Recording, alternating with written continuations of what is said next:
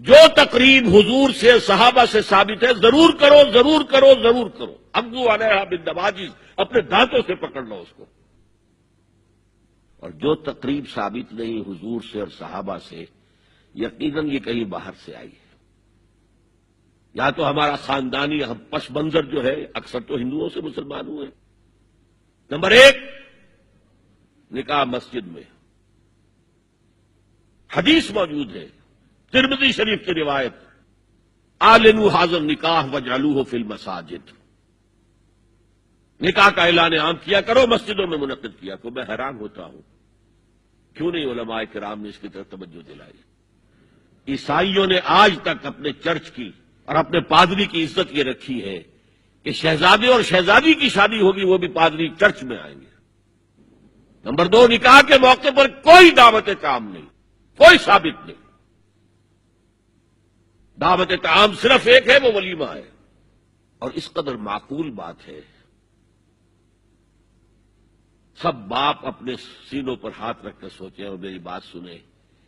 کیا بیٹی کو گھر سے رخصت کرنے کا وقت جو ہے وہ خوشی کا وقت ہوتا ہے؟ خوشی نہیں ہے وہاں، صرف یہ ہوتا ہے اے سائی آف ریلیف کہ ایک ذمہ داری کا بوجھ تھا، اللہ نے آج پورا کرا دیا، اتروا دیا بوجھ.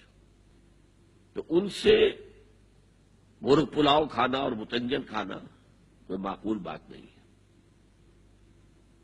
معقول بات کیا ہے؟ لڑکا، اس کا گھر آباد ہوا ہے، وہ ولیمہ کرے. اس پر باقاعدہ احادیث اولبوا ولو بشاۃ، ولیمہ ضرور کرو چاہے ایک ہی بکری ہو تمہارے پاس. ذبح کرو، کاٹو، کھلاؤ گوشت اپنے دوستوں کو، احباب کو. یہاں تک کہا کہ بئس طعام طعام الولیمہ، برا کھانا ہے ولیمے کا کہ اس میں غریبوں کو نہیں بلایا جاتا.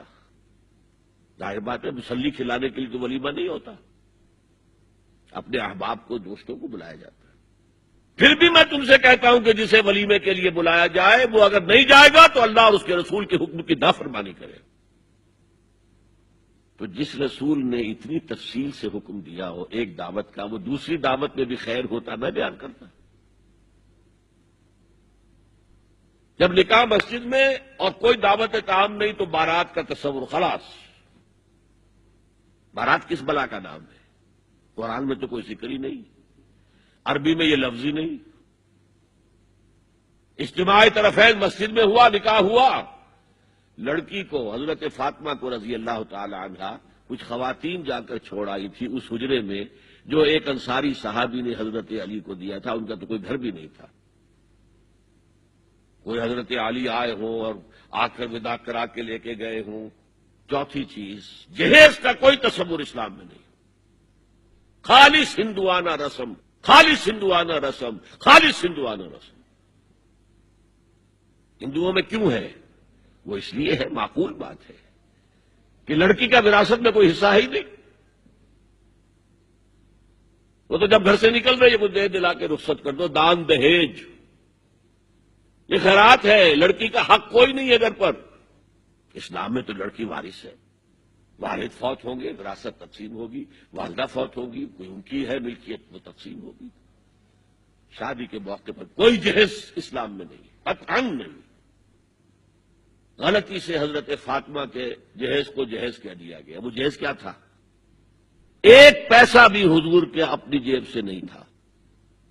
اس شادی میں خاص بات کیا تھی کہ دولہا کے ولی بھی حضور ہی ہے. اور کون ہے؟ علی کا کون تھا مدینے میں؟ اور دلہن کے والد بھی حضور ہے. اب حضور پوچھتے ہیں حضرت علی سے، تمہارے پاس مہر دینے کے لیے کچھ ہے؟ عرض کیا میرے پاس تو کچھ نہیں. وہ فقراء صحابہ میں سے تھے. فرمایا مہر تو دینا ہے، تمہارے پاس ایک زرہ ہوتی تھی. جی ہاں زرہ تو ہے. انہوں نے یہ سمجھا زرہ تو جہاد کے لیے ہے، کوئی وہ دولت تو نہیں ہے.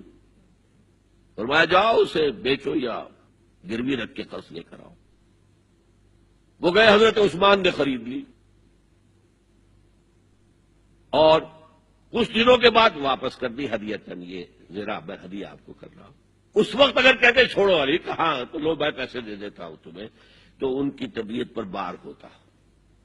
اس پیسے سے حضور نے کچھ پیسے گھر بھیجے، اندر دلہن کو ذرا تیار کر دو اور کچھ پیسوں سے وہ ایک گدا جس میں کھجور کی کھال بھری ہوئی تھی اور 2 تکیے جس میں کھجور کی کھال بھری ہوئی تھی، ایک مشکیزہ کنویں سے پانی تو لانا ہی ہے نا، ایک چکی جو ہو یا گیہوں ہو پیسنا تو ہے نا، کوئی 1-2 برتن اور اللہ اللہ خیر صلی اللہ، یہ تھا جسے جہیز کہتے ہیں، جس میں 1 پیسہ بھی حضور کا شامل نہیں ہے۔ وہ حضرت فاطمہ کا مہر تھا جس سے بنایا گیا، ورنہ مدینے ہی میں دوسری آپ کی صاحبزادی کا نکاح حضرت عثمان سے بھی ہوا، کہیں ذکر ہے جہیز کا؟ حضرت عثمان کا گھر بھرا ہوا، ہر چیزیں موجود، وہاں تو جہیز کا تذکرہ نہیں۔ بہرحال یہ شادی کو آسان کرو، زنا کو مشکل بناؤ۔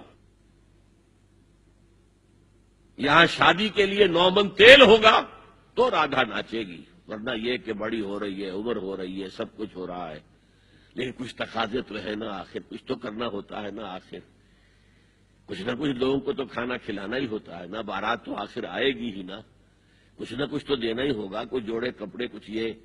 اسلام کا فلسفہ جو میں نے 4-5 باتیں آپ کو بتا، فلسفہ یہ ہے کہ لڑکی کے باپ پر 1 پیسے کا بوجھ نہیں، تو لڑکی پال پوس کے تمہارے حوالے کر دیا، اب اور کیا چاہتے ہو تم؟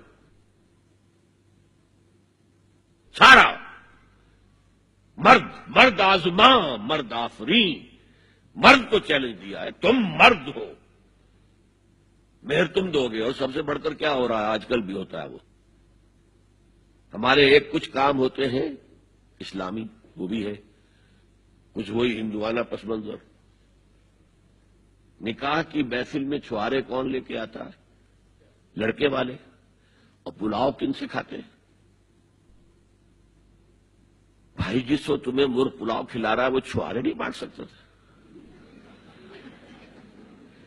یہ ہے اسلام اور غیر اسلام کا امتزاج۔